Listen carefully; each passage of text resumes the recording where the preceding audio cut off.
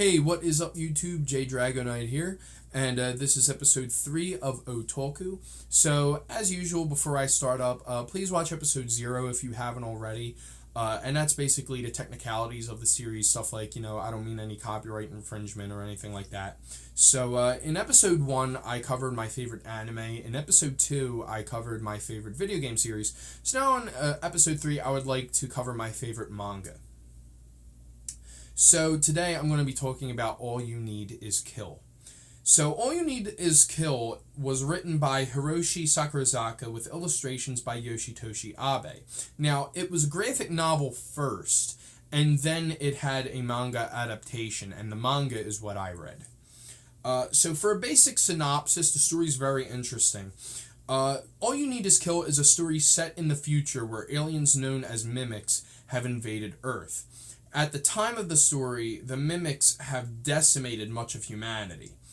The story, however, centers around a man named Keiji Kiryu, who is a soldier in the United Defense Force, a globally united army to fight the mimics. Now, the Defense Force uses these kind of bulky exoskeleton suits that are sort of reminiscent and remind me of the Halo suits. And these suits boost the soldiers' abilities on the battlefield so they can try to even the odds with the aliens.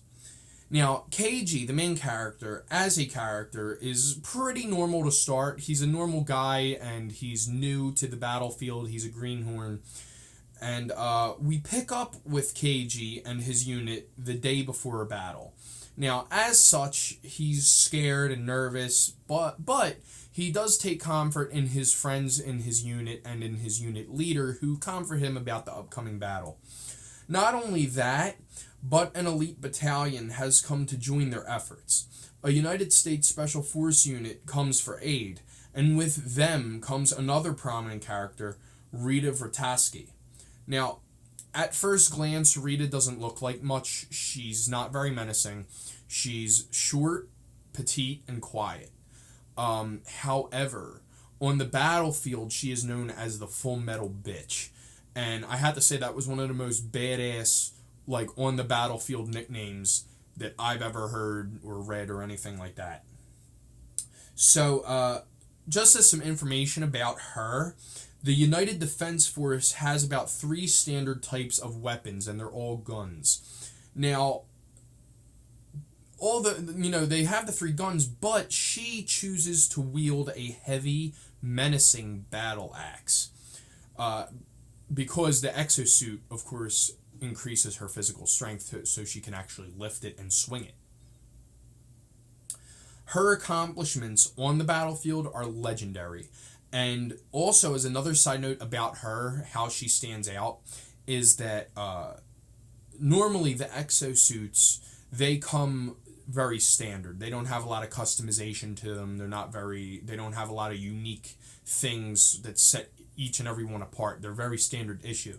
However, what she has done is she's taken her battle suit and painted it a very bright, standout red. So between the red battle suit and the huge battle axe, she is a standout on the battlefield.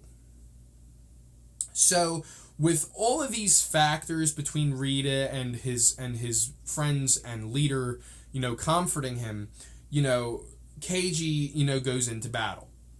So the next day, though, what happens is during the battle, despite all these factors, many people die.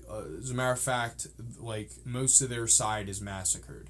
A part of the casualties, however, is actually Keiji himself.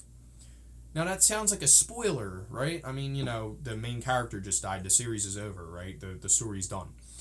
Well, what happens is, just as a note on the story, Rita actually comes up to him, and as he is dying, she will stand over him and kind of keep him company. It's kind of a part of her philosophy that if she can, she'll keep someone company as they die so they can kind of have someone with them so they can die in peace. So that sounds like the end of the story, right? I mean, the girl comes, keeps him company, and then he dies.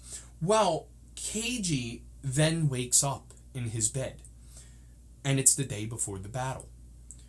Now, the day proceeds as normal, But every event happens the same exact way it did. People are saying the same things that they said. Events are happening. If someone tripped, they trip, something like that. Now, the thing is, though, when KG sees all this, he thinks, oh, I had a predictive dream. That was all a dream, and it was predictive. Like, I saw everything before it happened. And that whole same thing goes for the next day when the battle, comes and he's out on the battlefield. Everything happens the same way. He even sees the same mimic that killed him before, and because of that, manages to avoid the same death. However, he's now killed a different way. So now you're thinking, oh, okay, he had his predictive dream, and he avoided his death, and, now he gets to die, he dies again, and now the story ends a tragedy. Well, yet again, he wakes up in his bed, and it's the day before the battle. So Keiji goes on within the story to realize that he is trapped in a loop.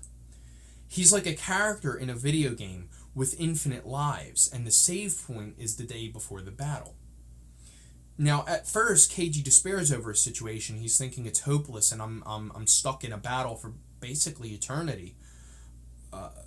But then he decides and kind of resolves himself to free himself from this loop by fighting this same battle over and over and gradually gaining experience while trying to solve his own mystery of the loop. So that's the basic synopsis. So now I just want to say, upon reading All You Need Is Kill for the first time, I couldn't help but feel how original this idea and story was. Like, time traveling and time reset have been done before, but not in this particular dark and gritty and tragic fashion that this work has presented it in. Now, as such, this series is definitely not for kids. I want to say that straight out, as it involves not only cursing and blood, but also extremely, extremely dark implications. So, with that,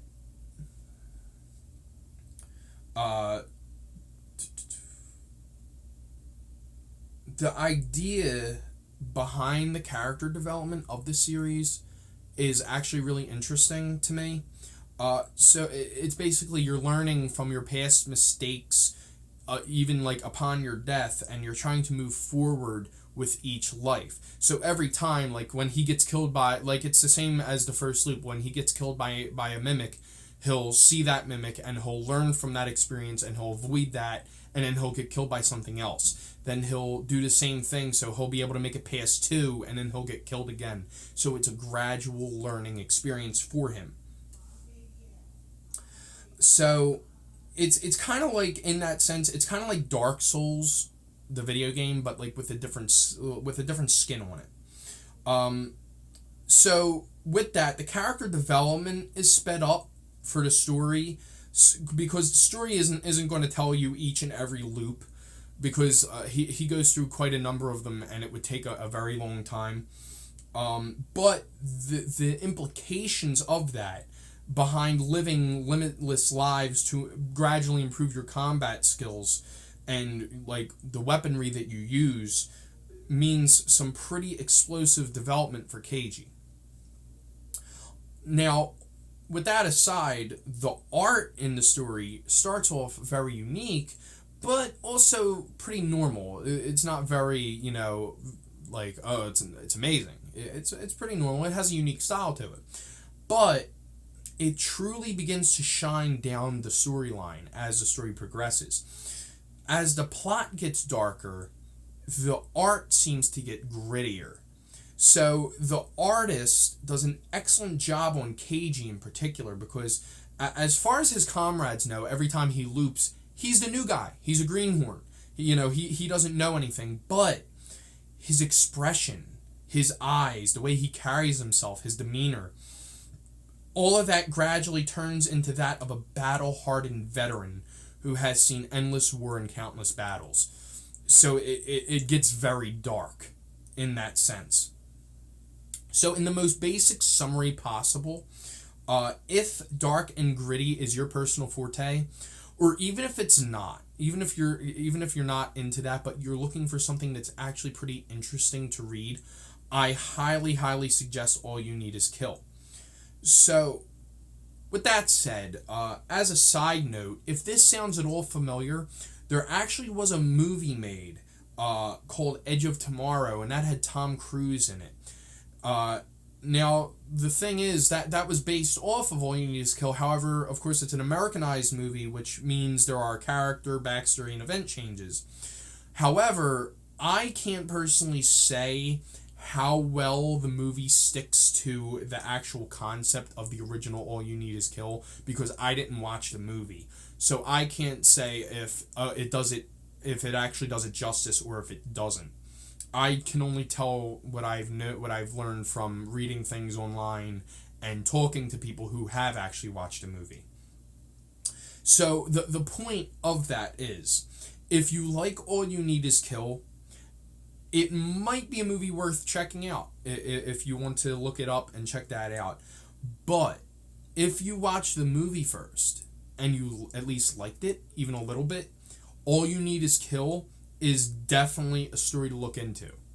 That would be the next best thing, after you watch that movie, if you watched the movie first and you didn't know that it was based off of this story, because this story does an excellent job in delivering the storyline, and it's one of the best things and most interesting things that I've managed to read with manga and that kind of thing. It kind of broke some barriers personally for me, from the normal stuff, from just reading a kind of generic stuff. So with that, I'm running over a little over the 10-minute mark, but I hope that isn't too much. With that, but thanks for watching. Thank you so much. Please remember to like, comment, subscribe, and share on social media if you like my content. But more importantly than that, if this sounds at all interesting to you, please check it out and support it. That would be the best outcome. So thanks again for watching, and have a good one.